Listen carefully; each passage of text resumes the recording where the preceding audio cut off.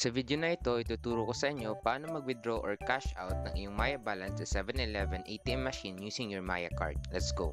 Hi friends! Nandito na ako sa 7-Eleven at papunta na ako sa ATM machine para mag-withdraw ng aking Maya balance.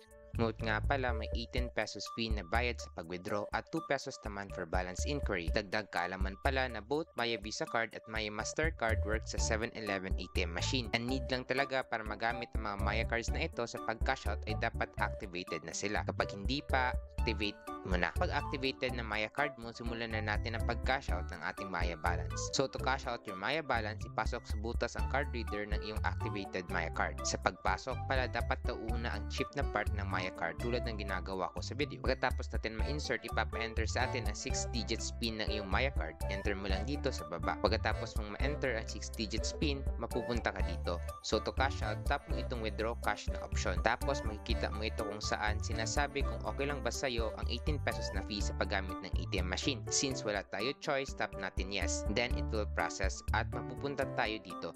Gawin lang natin is pindutin ang savings SA kasi under savings ang mga Maya account. Tapos mapupunta ka dito.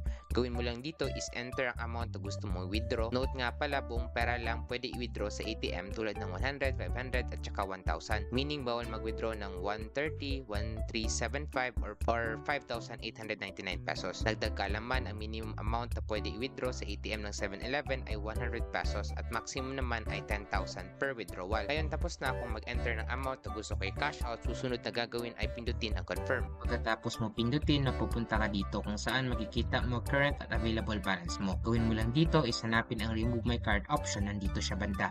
Pindutin mo lang. Tapos magpo-process na yan at kapag may nakita ka na image na ito sa screen, balikan mo ang butas ng card reader at kunin ang iyong Maya card. At lalabas doon ang pera galing sa iyong Maya wallet tulad na nakikita mo sa video. At makakatanggap ka ng text galing kay Maya na nabawasan na balance mo ng 518 pesos. Kasi 500 plus 18 na fee ay 518 pesos. Helpful ba ang video na ito para sa'yo? Ang gusto mo din matutunan paano bumili ng iyong own Maya card? May tutorial din ako para dyan, click ko lang ito. O di kaya gusto mo matutunan paano i-activate ang iyong Maya card? May tutorial din ako para dyan, click ko lang ito. So if you want more videos like this, don't forget to like and subscribe. Yun lang, see you in my next video. Let's go!